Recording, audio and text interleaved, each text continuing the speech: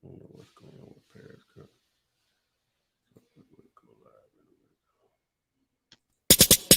Flip man, it's the flip man. You want some money in your hand? Flipping houses without credit or your cash. Get that bag.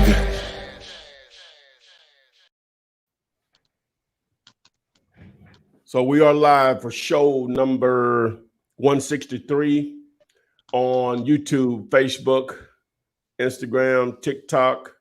I'm not sure what's going on with Periscope, but we're here. So make sure that you like this particular video and share it. If we have 400 people in here, it should be 400 likes at least. What's going on, Renikia? Hello. Everything's great. How are you? All right.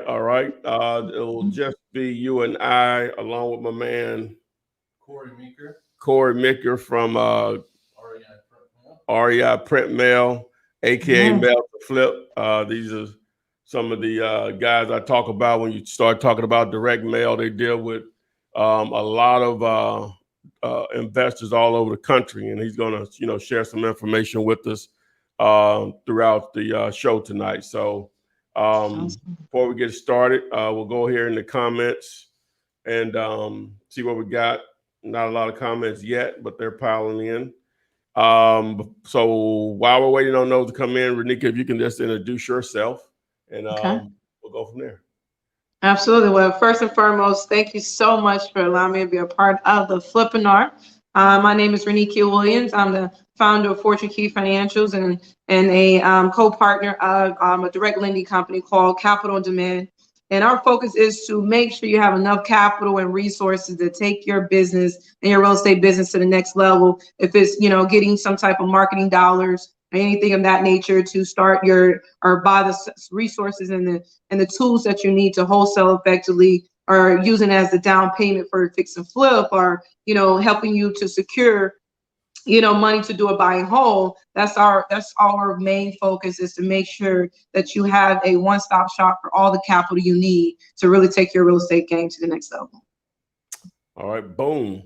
All right, so I should have put this mic over here. Hold on a second, Corey.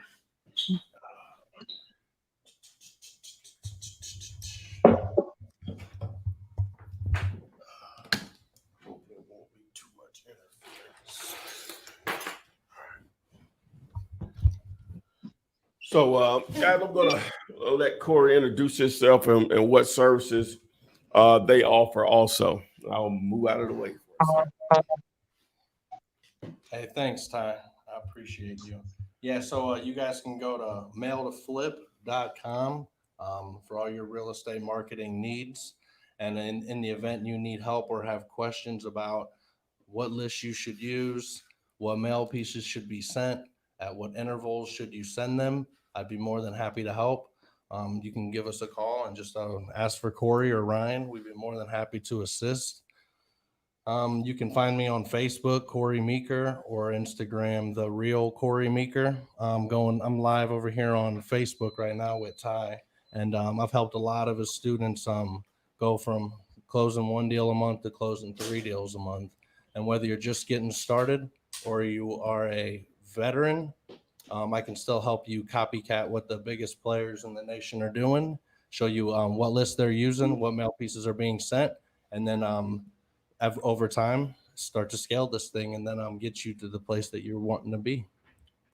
All right, boom. All right, so we get any questions about direct mail, we'll definitely bring Corey, and I'll throw some softballs to him in the meantime or whatever. Ooh. So if they come up. All right, so let's just announce where a few people are. We have Master of King, from Harrisburg, PA. DeMarcus Van Flipman, what's up? Crossroads TVs from North Carolina. Shorelay Chic, hello to you also.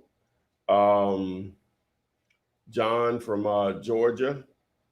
Someone else put in here a property address that we were on the previous show looking at or whatever, so we may get to it. All right.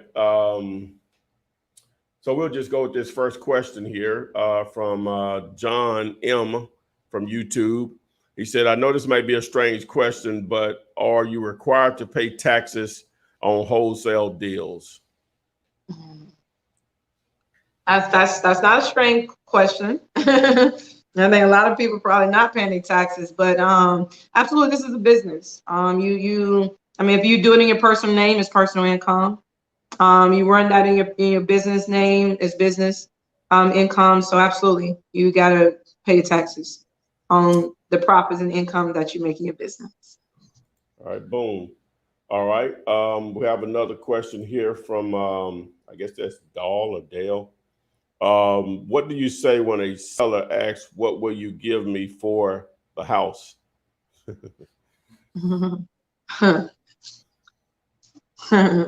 That's a good question, because some sellers, they know what they don't want to take, but they don't like to throw a number out there.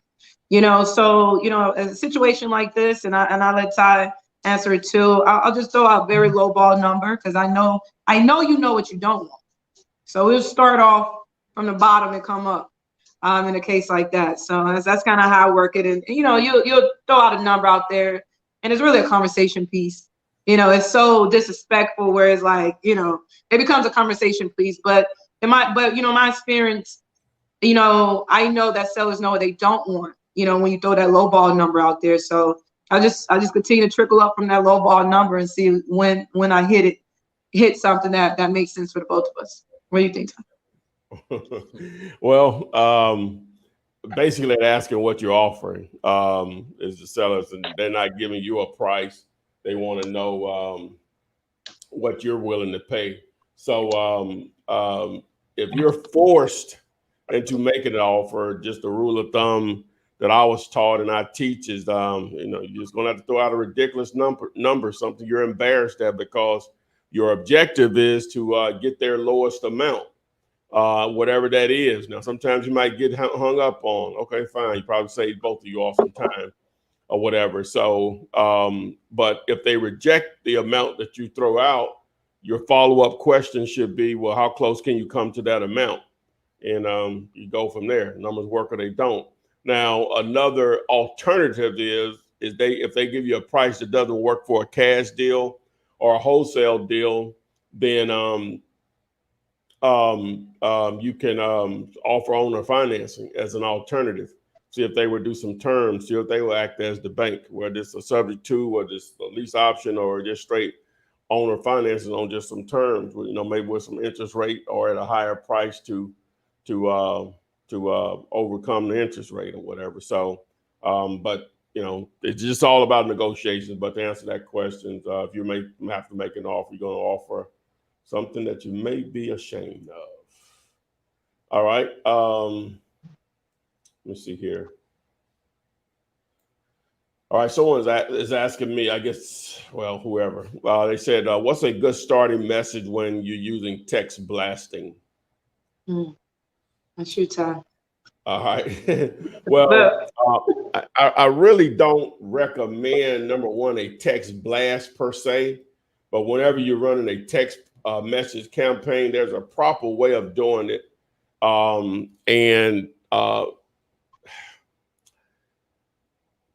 The company that I'm affiliated with Bash Leads, right? Initially, they were giving scripts to individuals, but what's happening is that the carriers will start to block those scripts, because you have thousands of them going out on a daily basis. So AT&T, Verizon, T-Mobile, Metro, PC on down the line, they try to protect their customers or whatever. So they really stopped offering scripts per se and offering negative words that you can't use, like property, on the initial text. Now, once you start a conversation, you can text whatever. But on the initial text that you send, you just got to be creative and short to try to get a response. I'll just give you one, just to throw it out. Well, I'm not even going to do that. I'm not even going to do that. You got to be creative. You have a list of negative words that you can use, right? And your purpose is to get them to respond to you so you can send them the message that you want to send. because if I put it out there, it'll get pounded or whatever. So that's the best way I can explain that. Because it bogs, it makes the system useless if everybody's sending the same thing or whatever. Like if you and I read a paragraph and it's 20 people and each person writes down, what does that mean to you? Everybody's gonna say different things, so we need to keep it like that. So your opening statement is going to be different than mine, Reniki. We're just going to see things different. That's what makes us or whatever. So, but if you tell people to do this, they're going to do that. What I'm saying? They'll water down your method. Water down the message, whatever. Now your method get blocked. Getting blocked. Yeah, that's a better way of putting it. So, I can't do it. I just can't. You just got to be creative on your own on that. So. All right. Oh my. Okay. So, all right. I don't know. Let me see. I was the previous. Okay. Let me see what else we got here. Now y'all know I already know how this goes when Adrian's not here now, so bear with me. All right. Now I'll answer this question. This is back related to the text messaging. What are some good times of the day to send the text? Well, really, I'm not going to say any time of the day, but ideal time is between 4:30 to 6:30 p.m. generally. But you still want to mix it up, maybe starting at 9:30 or 10 a.m. around lunchtime, depending on the time zone that you're targeting or whatever. So, but ideally 4:30 to 6:30 from what I know about it. So, all right. Now Instagram, TikTok, Adrian is not here tonight, so just enjoy the show. We might get to some of your questions, but just bear with us. All right. So what we got here? All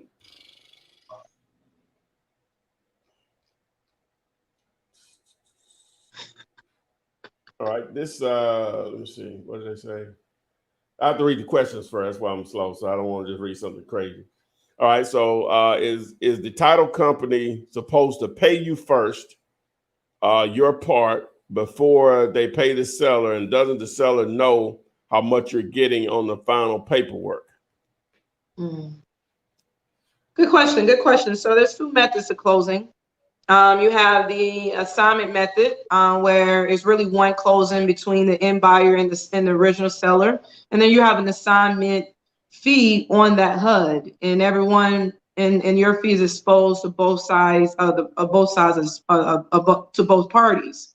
Now, the double closing method is when you have two separate closings and your fee is not exposed to anyone, so they don't know that you're wholesaling. It looks like a regular sale. In a case like that, I think I kind of forgot the first part of the question, but in a case like that, most of the time the way that you want to set it up is you'll set them closings up kind of simultaneously, but I kind of always set mine up where I set my end buyer to come in first, to sign off on the paperwork and wire the money in. So when and then an hour later or immediately afterwards, I will sign off on the paperwork with my original seller, because what happens with the original seller, they want to walk out with a check. So if you sign off on the paperwork first, there's no check because the money is not wired there. So so the closing is done. It's kind of done escrow, and then once you close off and sign off on the paperwork with the original seller, and the money just flows through the entire transaction. Where the seller get his money, you get the difference. Client gets the property, or the end buyer gets the property. Boom. Okay, we got Miss Askew. Not sure from where, but I'm assuming Texas.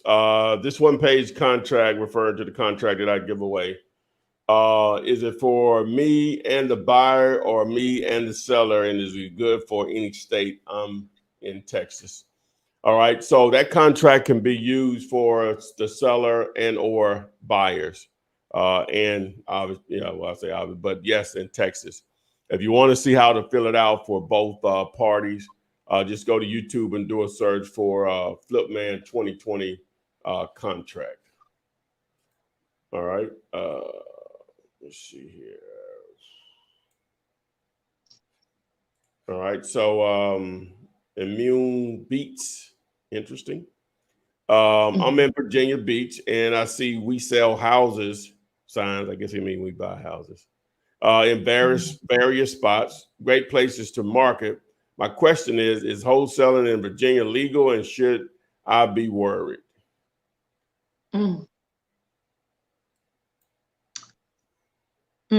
That's a good question. I mean, I feel like wholesaling is legal everywhere outside of what's going on in Illinois, because the wholesale concept is the wholesale concept. You know, you can wholesale a car, you can wholesale that's what drop shipping is, pretty much wholesaling. You don't own any product in drop shipping. Somebody paid for the product before you can go to the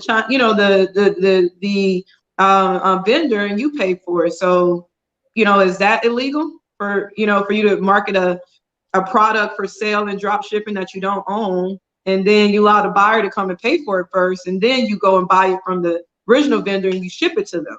That's wholesaling. So the concept of wholesaling, in my opinion, is just not illegal. What they created out in Illinois is something different. But every state is different. I haven't heard about wholesaling being illegal in Virginia. Have you, Tom? No, it isn't. You're fine there, my man. Just dive in. You're fine. Let me find another question here. Crossroads TV had a good question. The differences between an assignment and a double closing. Okay. This one right there. Yeah. All right. We'll roll with that one. All right. Isn't there no? Is that it? That's not it. That's not it. Yeah, that was a good question. We'll roll with that. Is there a limit you can make? Is there a limit you can make off a deal from a double closing since they don't know what you're making? There's no limit to make off assignments. It's just hard for the seller and the buyer to be okay with you making what you're making. There's no limit on that either. It's just the buyer and the seller start picking your pocket because they know you haven't done much per se, but you didn't done a lot. You brokered the deal. But there's no limit on either side of it.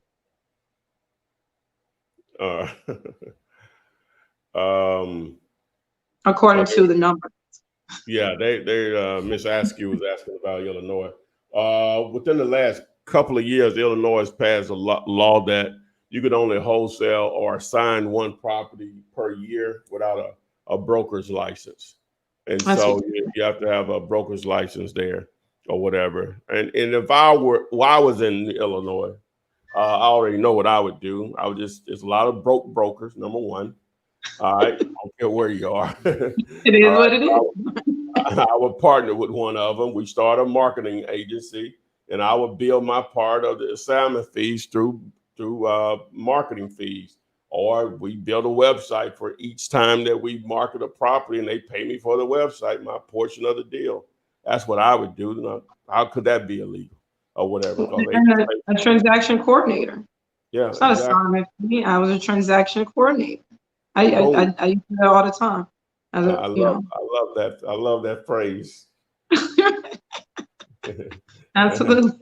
All right. So I don't see that one. All right. What I found details about that.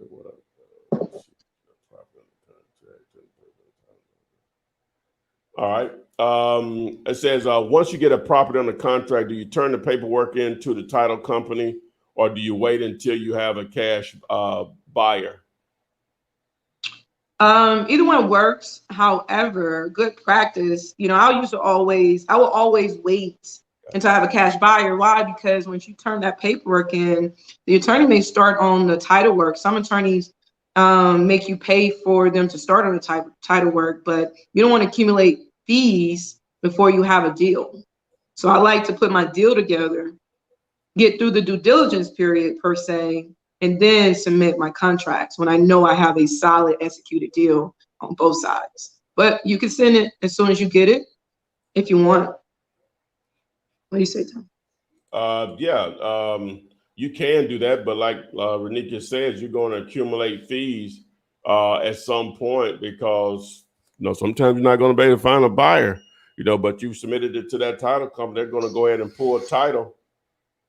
So that has to be addressed at some point. They may let you do a couple, without you addressing it because they're looking to, to gain your business and your repeat business, but you don't want to burn that relationship because you just never know or whatever. So, and I forgot to tell you, and I just added the link.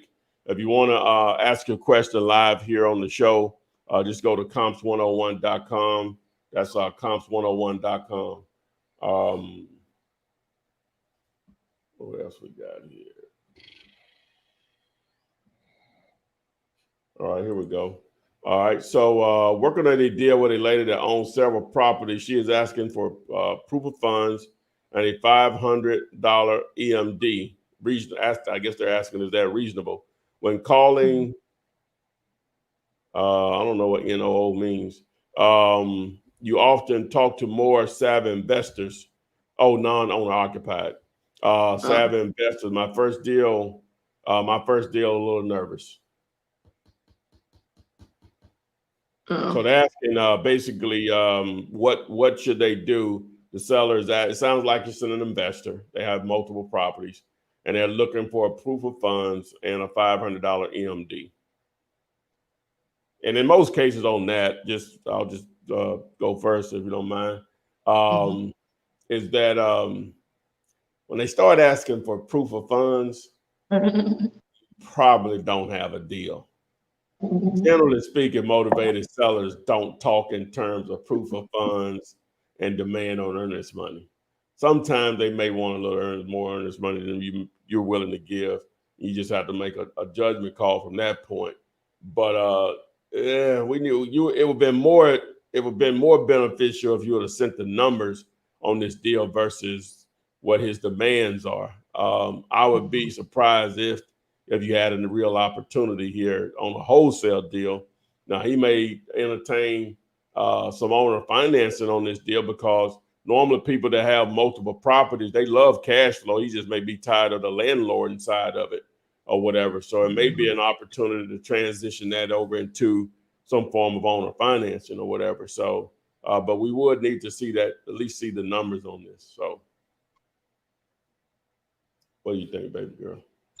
Yeah, I agree. I mean, it's not, if you're dealing with a realtor, that's normal. That's normal talk, proof of funds, $500 earnest money, or whatever the case may be. So, I mean, if you got to, you have to evaluate the deal. Some deals, it makes sense. Let me put this $500 up. It's an easy deal. I have a buyer ready to go.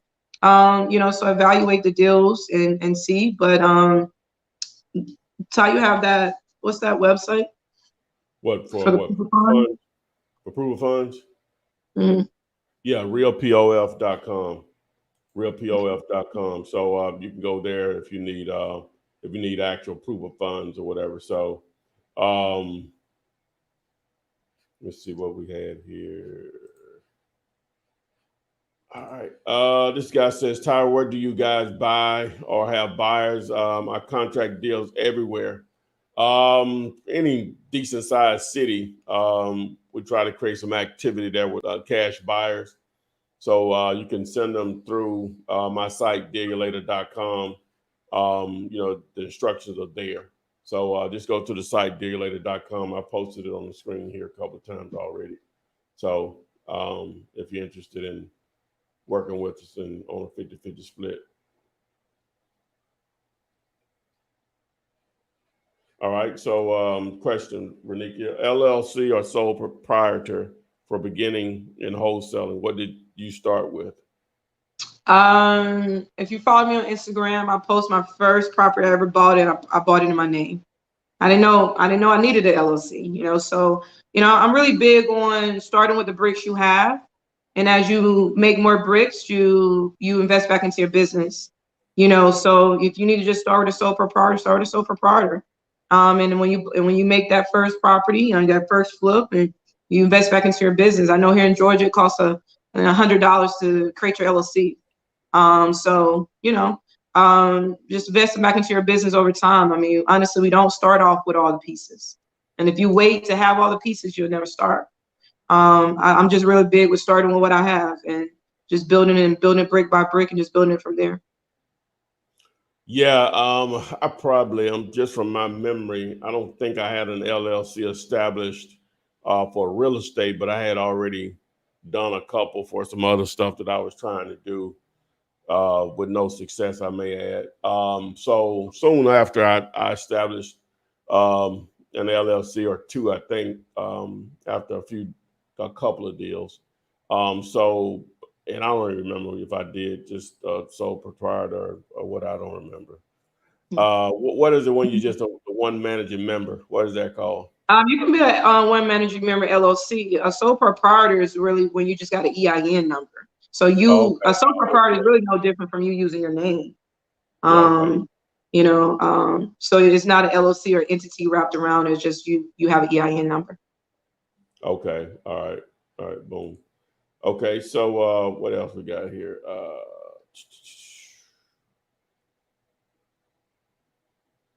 All right. That's a good question. How would the title company know who to contact? Do you just give the title company the buyer's information? Actually, I think Ty has a really good attorney document. What do you call that document, Ty? I call it a closing detail sheet. And now that's assuming that you're using the title company that you want to use. Then yeah, you're gonna have to you'll have to provide the contact information for the seller and the buyer. And the buyer is definitely really gonna have to provide the information to whoever who's going to close the deal with the seller and the buyer also. Everybody needs everybody's contact information in order to pull a deal like this off. So that's common practice. They have to be able to reach them just for whatever reason. It could be anything that they may just have to reach out to a seller and or an actual investor. So you make sure the seller and the buyer has the contact information, attorney or title agency you're using, and you make sure the title or the attorney has the seller and buyer's information. Because there is information and documents that both parties need to provide, in order to facilitate that closing. Someone asked, what's your Instagram? Reunique is my name up to the K. Or if you put my first and last name in, it'll pop up. I'm like the only person with that name. Yeah, so there you go. I think I got it right here, ain't it? Right here. That's it on the screen, I think. So it's on the screen right now. My screen, okay. Yeah, so it's up to the K, REUNEK. Yeah. Back up here at the top. Let me see. And I did talk earlier about the funding options. Just go to fundmynextdeal.com if you are interested in leveraging your credit, getting more creative financing so you can, just invest back into your business. Okay, boom. All right. John Doe says, do you have a termination letter for getting out of a contract? Does the seller have to agree for you to cancel the contract to get your EMD back? That's a good question. Well, it depends on what your contract says. Are you outside of your due diligence period? Then in most cases, that means that the EMD goes hard. And if the seller can produce a clear title, that money is there, whether you close or not, or whatever. Mm-hmm. So normally that's how it works. But again, everything is negotiable. So what do you think? Yeah, and that's one of the reasons why I like to give my earnest money to the title agency or I use closing attorneys, because I don't want to have to try to find a seller for my money. Yeah, people get ghosts when you need to try to find them for the money. So it's easier to just escrow it with the closing attorney, and the closing attorney will disperse it. Upon you terminating that. I created like a termination letter, but honestly, it's paper trail. You send them an email, basically type it in the email. You can do it that way, or you can create a termination letter. Just type it in the email, basically saying I want to terminate this contract, and put all the details in the email. And if anything goes to the point where someone needs to sue, you go to court. That letter could be used in court. The fact that you email that over to them. So create that, make sure you have that paper trail. Don't call them up and just cancel it, because that's a verbal. If you don't have a termination letter, make sure you send that email, because that becomes your paper trail. How do you do that? So you have a termination letter? I have a cancellation letter. It's so rare that it's been sent or whatever. Normal, just an email say, "Hey, I'm out," or whatever. So that's what they do to me. So that's like record, you know what I'm saying? So, but I do have one, but that's just a Google search away, man. Google has all this stuff, especially when you start talking about documentations or whatever. Documentation. The great thing about it, we plant the seeds of the terminologies that you need to know, and then anything that you don't understand, just Google it. I promise you, it's like a lot of YouTube channels, a lot of Google pages about everything that we're discussing. It'll tell you exactly, more in depth if you need more answers. It's an ocean of information. Yeah, it is. Yep, an ocean of information. Yeah, I'd like to just to highlight again, guys. I got my man Corey Meeker here from REI Print Mail. You can access it through mailtoflip.com. You got any questions about direct mail? I have the expert here sitting here to my right with me. So just make sure if you got any questions, I'll definitely those to the top of the line. This is a rare. And please, we don't understand how important, doing the mail to flip or send out those postcards. I mean, you have an expert here that this is all he do. So just being able to ask more questions about what are better practice or, different things that you can do to make sure that people actually read your postcard, just different things. I think is a good time to ask those specific questions about the whole. Well, let's do this. Let's do this. Let's give an example, Corey, if you will, of the high end of people that do direct mail and maybe beginners and some of the experiences that they have as far as success. If you want to do that, I can do that. Yeah, sure. So, well, first we'd have to understand your market. So every market's a little bit different. Right. You could be down here in Birmingham, Alabama, where the response rates are a bit different than it would be if you were in Dallas, Texas. So first we'd have to understand your market first and understand what kind of competition is going on out there. But for the most part, on average, you can expect a deal, depending on your market, for every 1,500 to 2,500 mail pieces sent. There should be at least one deal that exists there. And why I say that, how I come up with these numbers is this: 30 years of experience in the real estate game, sending postcards and letters all over the country. We've come up with these statistics with other players in the marketplace. So does that mean that being a beginner and sending 500 postcards, does that mean that you're not going to get a deal? No, it doesn't. So there's other things that you need to consider when building like your mailing list. If it's a code violation list, your response rate will be a lot different than it would be if it's a absentee owned free and clear property, right? Because everybody that learns anything, that's the very first thing they learn: absentee, free and clear. So everyone's hitting those. Here I can give you a few great list criterias: probate, tax delinquent, code violations, water disconnects, absentee. I would probably back the equity down a bit depending on your market. And in any event, you can comment and get with Ty. Ty will give you my contact information, or go to Mail to Flip, register, and then call the office line. Just ask for Corey or Ryan, and we'll be happy to help you. So what other list criteria do we have can you get a list for evictions? You can. That'll be a small on the market, but notice to vacate. Okay, notice to vacate. Okay. Yeah, right. and then a vacant list. That's a good list to mail to. I'm telling you, if you mail to absentee, high equity, or free and clear, mail a lot of it, because a lot of people are getting in front of that specific niche, and that's an easy list to get to. What about divorce? Divorce. Yep, that's a great one. So those, but depending on the size of the market, that could be a smaller list, but it could be a higher rate of return, or okay. But when you send that mailer, get with somebody wherever you go. We suggest you go to Mail to Flip, register, and get with me on the phone, and I'll point you in the right direction on what mailer to use.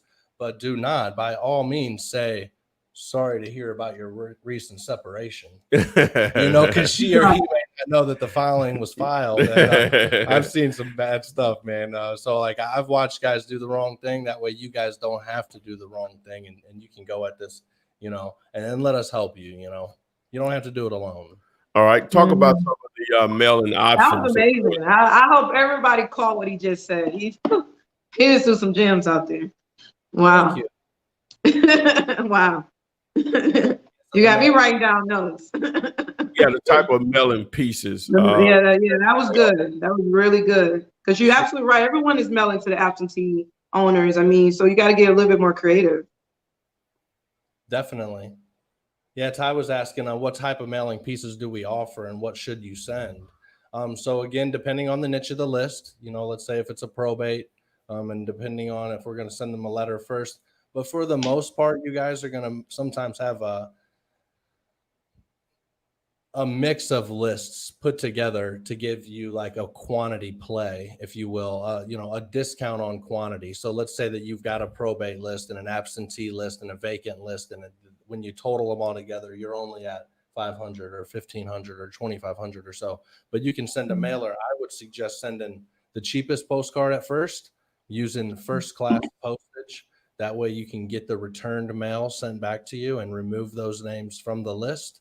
Furthermore, with the returned mail, it's a gold mine, because if you can't mail to them, nobody else can either, right? So that's a good list to skip trace, cold call, RVM, text message, things like that.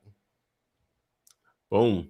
Okay, so guys, if you have any questions, again, he's here, he's live here in Birmingham with me, out of St. Louis, and be happy to answer your questions of more in depth about direct mail throughout tonight's show. So thanks, and I have a question. So you say 25 to 5,000 get you maybe one. So to consistently, maybe get a good 5 leads or 5 to 10 good leads a month, how many postcards or letters need to go out?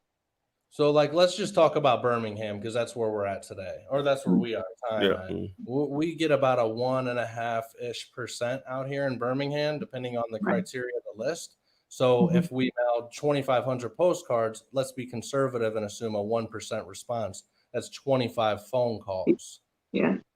So experience just shows that depending on how far along you are in your real estate career, you will know your closing rate.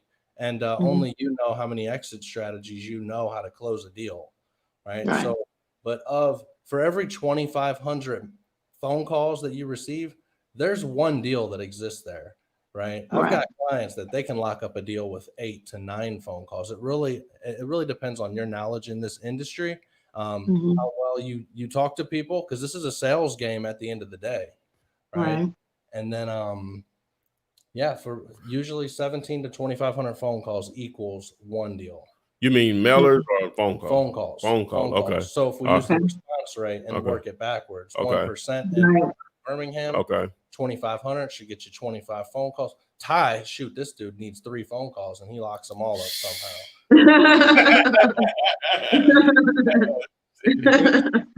Oh my God.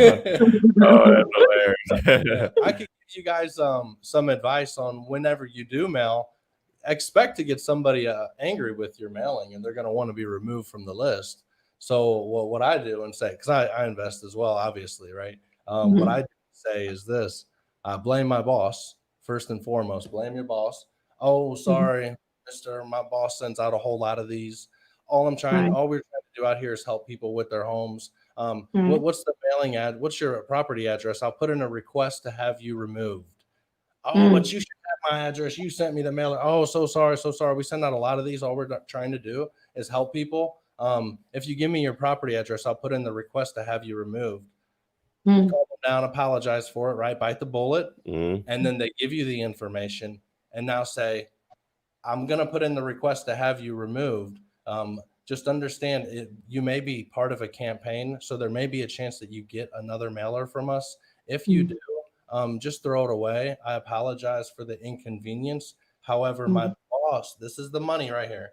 My boss has been known to give $500 to $1,000 for referrals if you happen to know anybody that needs help with their property. Do you know anybody that might need help with their property? Oh, that's good. I'm sold. I'm sold. I am sold. That was good. Hey, so that's what you get, guys. You want to call these guys. If you go to Mail to Flip, it's going to automatically just text you their contact information, and you can speak through Corey or Ryan over there at REI Print Mail or whatever. So Mail to Flip. Mail to Flip. Mail to Flip. So boom. Thanks, Tom. All right. So again, if you got any questions here, guys, I'll put them to the top of the line here. If you got any questions about direct mail, here in the comments. All right. All right. Somebody already asked, what's the cost of 2,500 postcards? Good. That's a good question. So are we talking small postcards? Are we talking first class postage, first class pre-sort, marketing mail? There's a lot of prices, but to give you the shortest answer, between $1,300 and $1,700, in between that, anywhere between, let's say, 39 cents and 78 cents. It's just really going to depend on the mail piece. And if you go to mail-to-flip.com, register, you can surf the site and see all kinds of different templates. I suggest you don't overwhelm yourself with the products because there are a lot. And if we go on a one-on-one, I can point out what's been performing better, and especially that of under GC Power Mail. After you register and visit the site under GC Power Mail, and it includes the satellite view of the property. It stands out like a sore thumb, and also a reverse texting technology too. So this is a little bit different than cold call or black text blasting. These people opt in and send them an automated text response on your behalf straight to the seller. So it'll say, "Hey, Ty, thank you for your interest in finding out how much I can offer to pay for your home. I have a couple quick questions to ask before I can make an offer. Expect a call from me soon." And then that's sent to him. And then you get an email notification, including the seller's name, the mailing address, the property address, and the phone number, which saves you time. And when you reach out to them, you already know what property it's referencing. You could already run comps. You know exactly who you're talking to. You have a name, you have a phone number, you have the property address, and you can stand a little more professional, if you will. Boom. I like that one. And a question. You name a lot of different types of mail outs, or first class, all the different names you name. What are the ones that gets the most highest response rate? That's a great question. It depends. So if we're going to mail a letter and use a handwritten font on the envelope, then it would make the most amount of sense. Here, I'm going a little ahead of myself. How about this? I'll break down the different types of postage because nobody knows even really what that means sometimes. Yeah. So you've got first class postage for a letter. It's 55 cents. If you've ever mailed a letter, that's what a stamp costs. 55 cents. That's what it's up to now? Yeah, bro. Oh, wow. I didn't know. And then if you've got 500 or more, you have to use a mail facility for this, but you can have your mail pre-sorted. So what that means is our company will do half of the work for the postal service, and then your postage is discounted too. It's still first class. It's still a stamp. However, it costs 49 cents, right? Instead of 55 cents. And when you mail a lot of mail, it makes sense, and you'll understand the pennies mean a lot. Then you have marketing mail, and you need 500 to do first class pre-sort. And then you have marketing mail postage where you only need 200, and that's 28 cents for postage. Oh, yeah. The difference. Those are like the postcards. Yeah. The difference in the two, first class and marketing mail, is the delivery time is a little less predictable with marketing mail postage, and you don't get undeliverable mail sent back to you with marketing mail postage, and that's why it's so cheap. So to answer your question now with what's the best type of postage for the highest response rate, So if we're going to mail a handwritten postcard or a handwritten letter, it would make the most amount of sense to use a live stamp. So it looks more unique as being handwritten. However, if it's a pretty postcard that it's clear you didn't take a picture of the house and print it on the postcard, using an indicia is cheaper, and it will make most sense to use it at that point. So there really isn't a good answer to that. Depends on the mail piece. Right. Got it. Got it. We got a question from Vince White here. He says, how do you shout out how do you get shut off? I guess he means shut off water list. Most water companies wouldn't give that list. Yeah. So depending on your market, file a what's the word, Ty? Release of Information Act, or I'm drawing a blank. Come on, you know this. Hey, I only graduated from 8th grade. Freedom. Hey, it's the Freedom of Information Act. Okay. You study up on that, understand what it means and how to word it when you ask for the water shutoff list, depending on if your jurisdiction is a non-disclosure or not. I don't know where you're at. You'd have to do the research on that, but learn about the Freedom of Information Act and use that, leverage that. And if usually when you ask people for something, you're asking a public servant, a public worker, for something, you're making them do more work. So sometimes it's as easy as them just saying no. But if you say, oh, no, rights, it's freedom of information, and then you put that in their face, you'd be surprised at how quick you can get things rolling. All right. So here's 2 good questions here. How many postcards should I send out on a monthly basis? Mona, that's a great question too. How many deals do you want to get on a monthly basis? Like I said, 5 deals a month. We need to be sending at least 15,000 mail pieces per month. 15,000. Okay. All right. Yeah. All right. So this is somewhat of a follow-up. How often should I send out mail?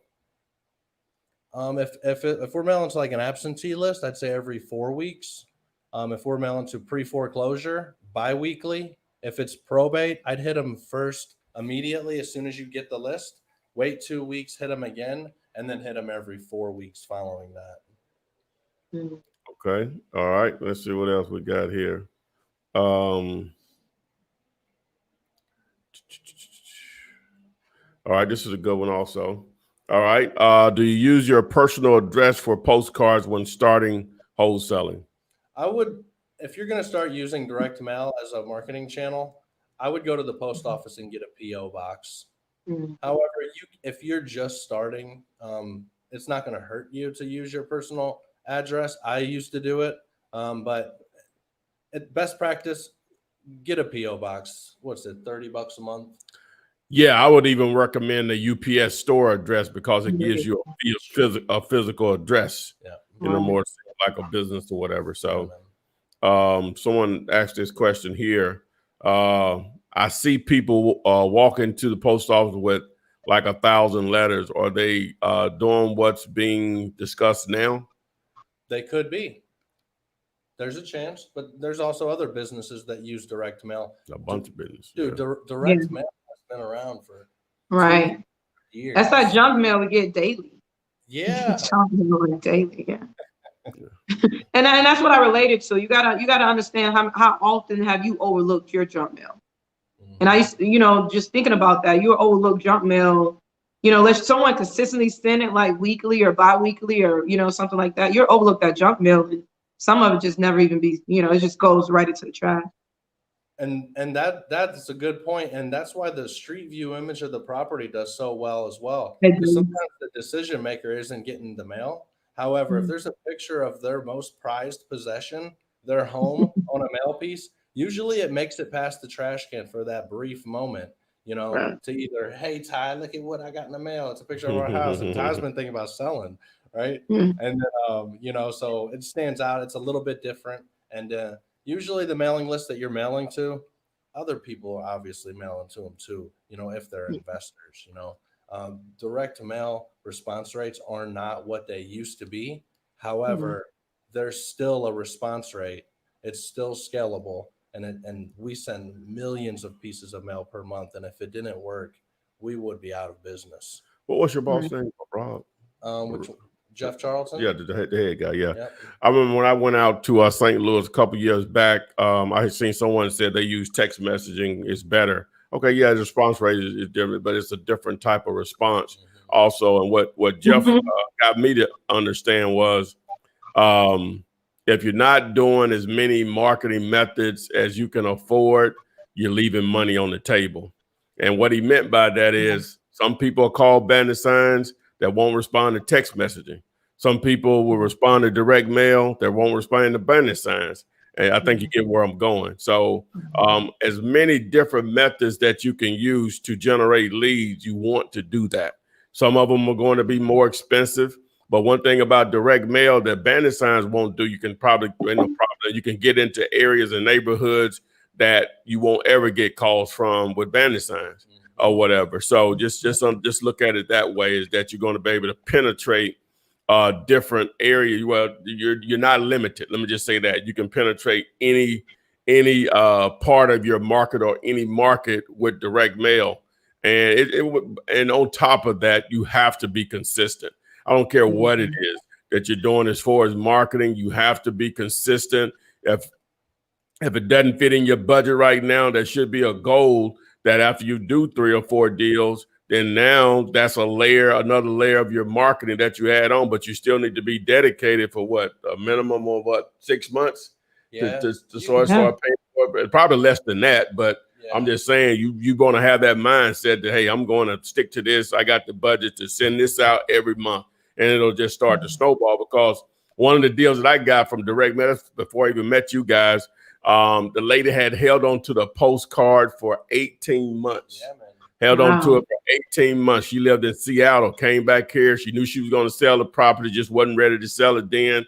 I think I made $600 to $800 on that deal, whatever, so on 30-cent postcard or whatever. So we have, let me see. Someone said something about New York. I think it was Lisa Page. I'm in New York City. How can I get a list to send notices? Notices? Of what type?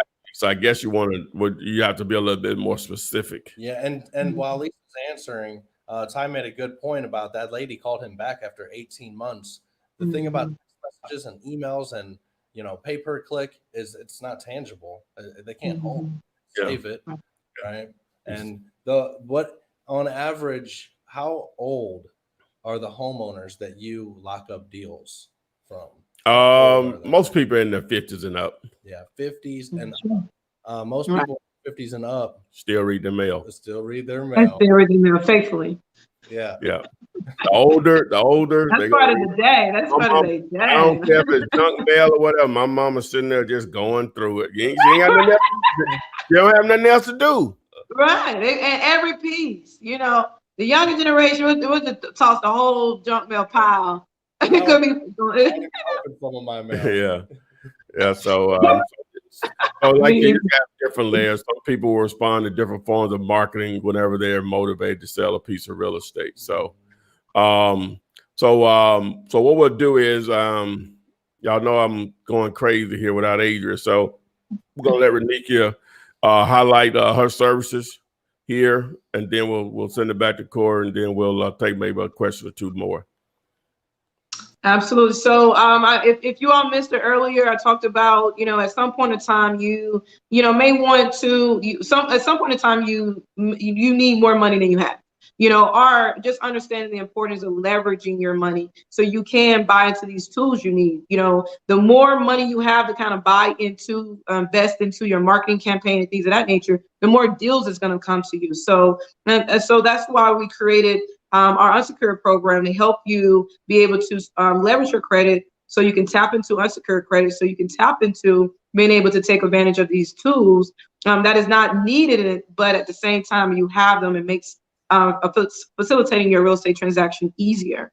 Also, you're able to use it to offset your down payment for your fix and flip, or offset the expenses to secure any type of real estate, or to just start your rehab. So if you are interested in leveraging your credit, just go to findmynextdeal.com, and you could see all the different loan products that we have there. And if you are interested in reaching out to me, you can go to or email me at funding@FK Financials, or you can find me on Facebook and Instagram that you see right there. So boom. And then so I'll just let Corey just speak a little bit more about REI print mail and take another question or two. Thanks.